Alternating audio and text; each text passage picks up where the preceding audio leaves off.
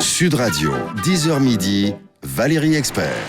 Alors, Gérard Collard est là, comme tous les vendredis. Bonjour oui. Gérard. Alors, vous avez lu beaucoup de choses cette semaine? J'ai surtout, j'ai ma collaboratrice qui s'occupe des enfants, m'a fait lire un roman, en me disant il faut absolument que tu lises ça et surtout que tu en parles, parce que c'est un truc qui déclenche la lecture chez beaucoup d'ados. Alors, vous connaissez. Beaucoup de parents se disent qu'est-ce que je peux faire lire à mon ado? Moyen de financer ma retraite, c'est que je vende des livres à des ados pour qu'ils deviennent adultes et ainsi de suite. Vous connaissez mon côté désintéressé. Et alors, ce bouquin, c'est vrai que je me suis fait complètement avoir. Ça s'appelle Un si petit oiseau de Marie Pavlenko et c'est chez Flammarion. Alors c'est l'histoire classique, c'est l'histoire d'une jeune femme, d'une jeune fille qui a 14-15 ans, qui est en voiture, tout va bien, elle écoute la musique, je crois qu'elle s'appelle Emma, et puis arrive un accident. Et elle a un bras de coupé, et pour elle, même si on n'a pas 14 ans, la vie bascule, elle se dit que sa vie est foutue et tout. C'est son combat, c'est sa vie, c'est-à-dire une vie d'ado entre Facebook, la musique, tout, comment... Elle dit les garçons, je suis foutu, enfin voilà ma vie. Et puis elle reçoit par la poste, entre autres, des livres de Blaise Cendrars. Et Blaise Cendrars a fait il avait un bras coupé, il a fait, je crois que c'est la main coupée, je crois, c'est chez Folio. Et là, ça va lui changer sa vie, parce qu'elle va lire ce livre et elle va dire. Oui, tout n'est peut-être pas foutu. Donc j'aime bien. En plus, c'est le côté on la renvoie puis un renvoi à un écrivain célèbre un grand écrivain. Donc c'est un bon moyen pour les ados de redécouvrir la littérature et d'aller voir Blaise Cendrars éventuellement. Et puis d'un autre côté, elle a une tante et cette tante, elle est désespérée. C'est au niveau des garçons. Elle lui dit, la gosse, elle dit jamais, voilà, personne ne m'aimera et tout. Et sa tante va essayer de lui prouver, je ne vous dis pas comment, que quand on est handicapé avec un seul bras, on peut tomber amoureux.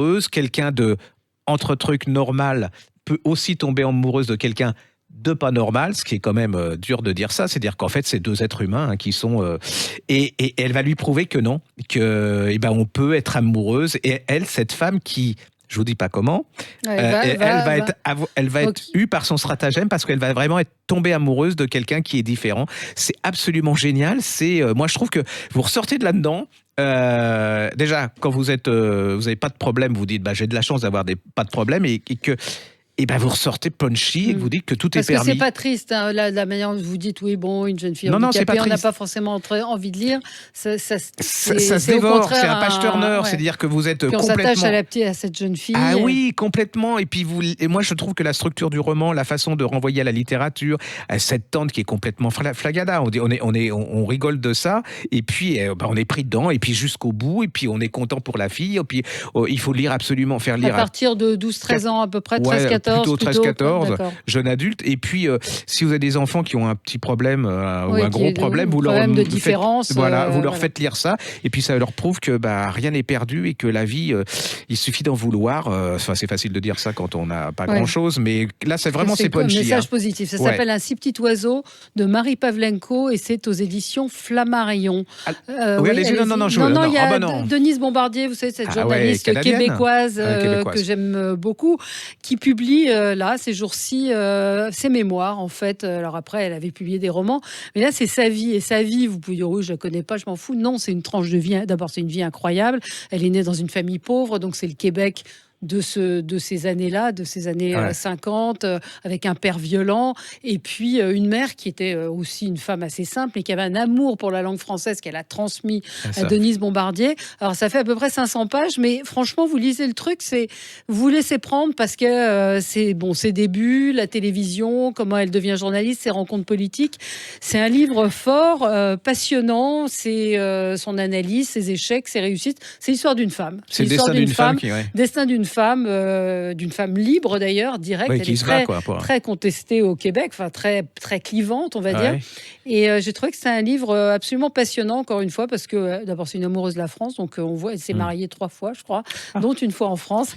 Et c'est un joli livre, joli témoignage sur cette femme libre, donc Denise Bombardier, son livre s'appelle Une vie sans peur et sans regret. On connaît pas grand-chose du Québec. Enfin, on connaît le Québec comme ça, mais les années 50 au Québec et les gens qui vivent au Québec, en fait, on connaît comprenais pas grand-chose. C'est dur, le poids de la religion. Oui, absolument. Et puis le côté américain, français, puis ces gens. Moi, je suis assez fasciné par ce pays. Donc, Une vie sans peur et sans regret chez Plon, Denise Bombardier. Alors, à suivre, Sarah Vaughan. Ah oui, alors Sarah Vaughan, elle avait fait un énorme succès qu'on avait soutenu, nous. Ça s'appelait La femme du bout du monde. D'ailleurs, ça vient de paraître en livre de poche. C'est sympa pour les vacances. Vous le prenez, vous allez voir, vous allez être pas déçus, vous êtes complètement pris. C'est un hyper bon livre de détente. C'est l'histoire d'une jeune femme qui se fait larguer par son mari. Elle est londonienne. Et puis, elle va retourner dans le Pays de Galles, au bord de la mer. Et elle va se remémorer, c'est les années 40. Et puis, il y a un secret dans cette famille. Je ne vais pas vous en dire plus.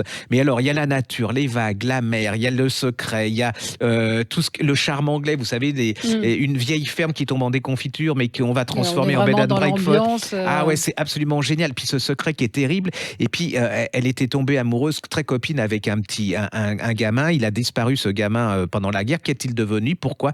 C'était super. Et là, elle en a écrit un deuxième qui s'appelle Anatomie d'un scandale. C'est chez Prélude.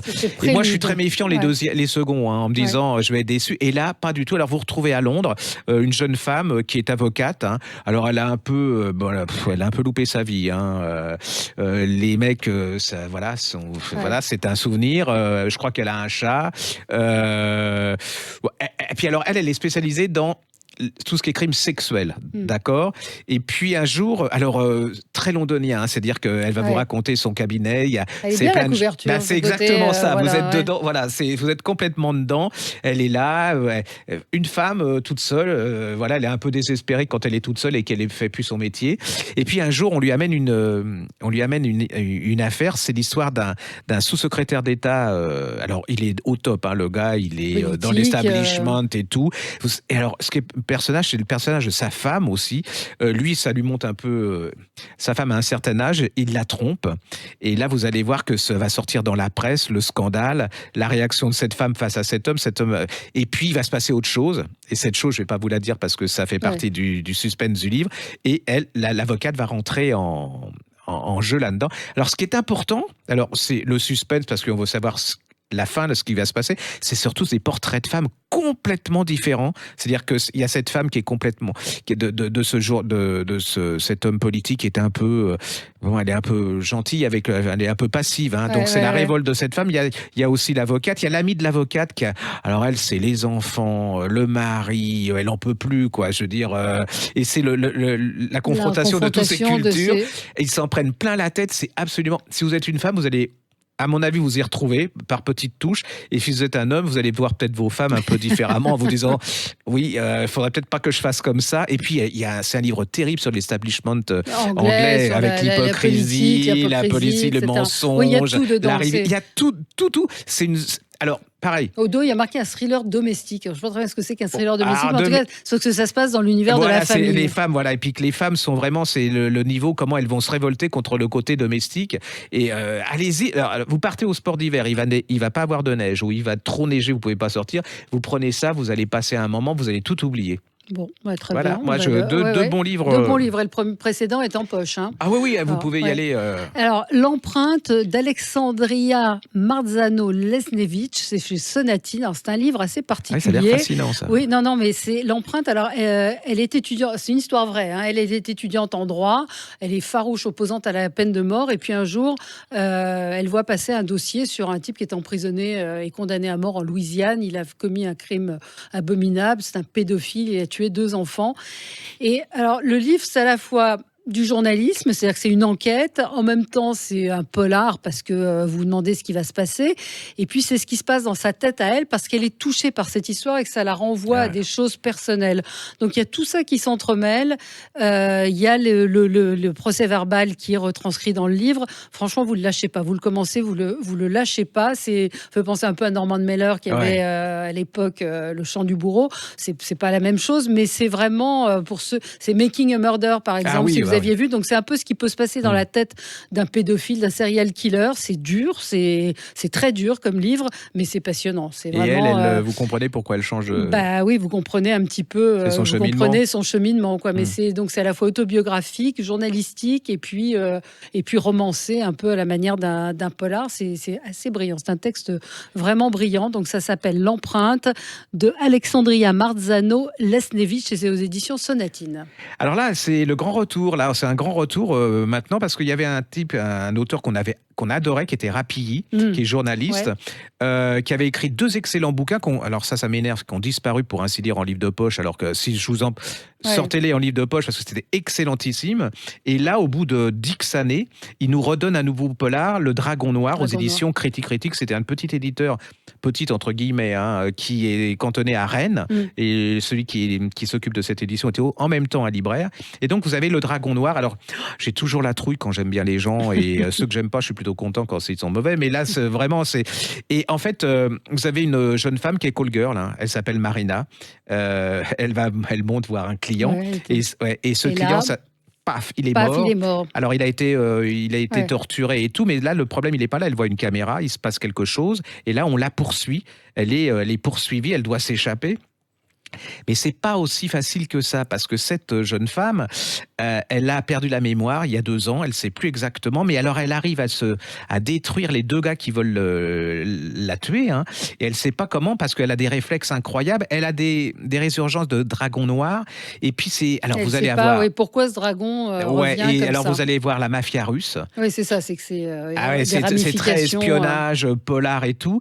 Vous allez vous demander, mais qui est cette femme? Parce qu'elle ne sait pas, et elle se demande, elle a des flashs comme ça, elle a des automatismes incroyables.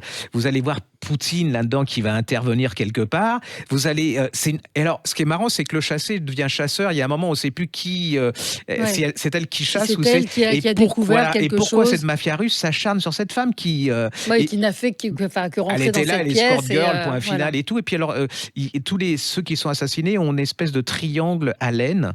Pourquoi ce triangle sur l'aine des assassinés? C'est incroyable. Vous lâchez pas. Vous commencez. Alors ça, c'est parfait. Il n'y a pas d'état d'âme. Il va à 100 à l'heure. Et je pense, on dit que ça va être adapté sur Netflix dans une série dans peu de temps. Donc c'est dire que la qualité du bouquin. Et j'adore ce type. Et là, il remonte il retrouve la.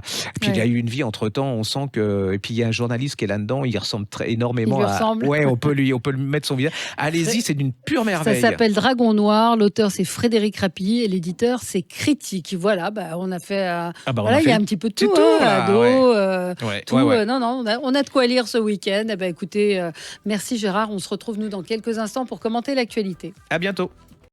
Sud Radio, 10h midi, Valérie Expert.